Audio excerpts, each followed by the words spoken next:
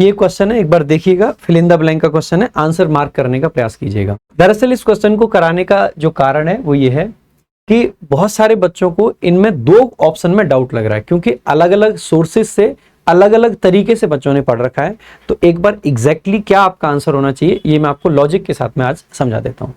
सबसे पहले first he was suspended, पहले उसको सस्पेंड किया गया, देन डिसमिस्ड और फिर उसको डिसमिस कर दिया गया। यानी कि उसकी कंडीशन जब सस्पेंड था तो पहले से ही खराब थी, डिसमिस करके उसको और खराब कर दिया गया। कहने का मतलब यही है। इसका मतलब है कि जो उसकी स्टेट थी इज फ्रॉम, उसकी स्टेट कैसी है, गुड टू बैड है। मेरे भाई जब भी चेंज ऑफ स्टेट को आपको दिखाना हो, चेंज को दिखाने के लिए एडजेक्टिव की दो अलग अलग डिग्री अगर आपको यूज करनी है तो हमेशा आपको ध्यान रखना है, आपको पॉजिटिव डिग्री से कंपैरेटिव डिग्री की तरफ जाना है। Positive to comparative, PD to CD. देखो नॉर्मली यहाँ पे टीचर्स सारे लोग ही ये बता देते हैं, हम भी बता देते हैं कई बार कि कंपैरेटिव से पॉजिटिव या मतलब पॉजिटिव से कंपैरेटिव जाते हैं, कंपैरेटिव से सुपरलेटिव जाते हैं। लेकिन एक्चुअल में अगर आप इंग्लिश लैंग्वेज की डेप्थ में जाके समझना चाहते हैं तो बात यह है कि आप कभी भी कंपैरेटिव से सुपरलेटिव की तरफ नहीं जाओगे। आप जब भी चेंज ऑफ स्टेट को दिखाओगे तो आपको पॉजिटिव से कंपैरेटिव की तरफ जाना चाहिए। ऐसा मैं क्यों कह रहा हूं, इस बात को समझने का प्रयास कीजिएगा। अगर आप कंपैरेटिव से सुपरलेटिव जाओगे तो पहले कंपैरिजन है कहां। कंपैरेटिव डिग्री हम तब लगाते हैं जब दो तरीके से हमारा कंपैरिजन हो रखा हो। एक कंपैरिजन आपका एक्सप्लिसिट होता है और एक आपका इम्प्लिसिट होता है। एक्सप्लिसिट का मतलब है देन लगा रखा है, सीधे सीधे आपको दिखाई दे रहा है कि दो चीजों के बीच में कंपैरिजन है। इम्प्लिसिट का मतलब है कई बार जैसे हम कह देते हैं ना, I am feeling better, then तो नहीं लगाया फिर भी बेटर लिख रहे हैं। बेटर का मतलब है जैसा पहले फील कर रहा था उससे और अच्छा, यानी कि ये इम्प्लिसिट इंप्लाइड जो कंपैरिजन है हम उसकी बात कर रहे हैं।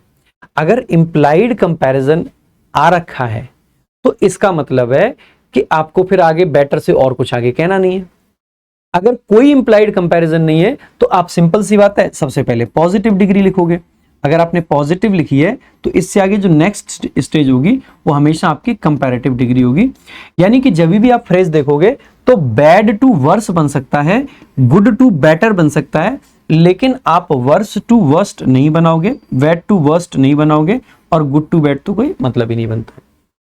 कुछ लोगों का ऐसे डाउट हो सकता है, आप अगर सर हम ऐसे कहना चाहें कि आज हम अच्छा फील कर रहे हैं, कल हम और अच्छा फील करेंगे, यानी कि आज गुड है कल बेटर हो जाएगा और परसों हम और अच्छा फील करेंगे फिर तो बेस्ट हो जाना चाहिए, बेटर टू बेस्ट।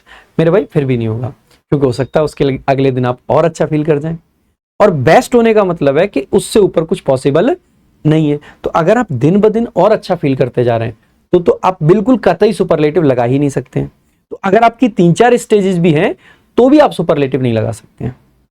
आपको जब भी चेंज ऑफ स्टेट को दिखाना है तो कंपैरेटिव डिग्री की ही जरूरत पड़ेगी। अगर आप ये कहना चाहते हैं कि हम आज अच्छा फील कर रहे हैं, कल और अच्छा, फिर और अच्छा, तो आप कह सकते हैं आई am feeling better day by day.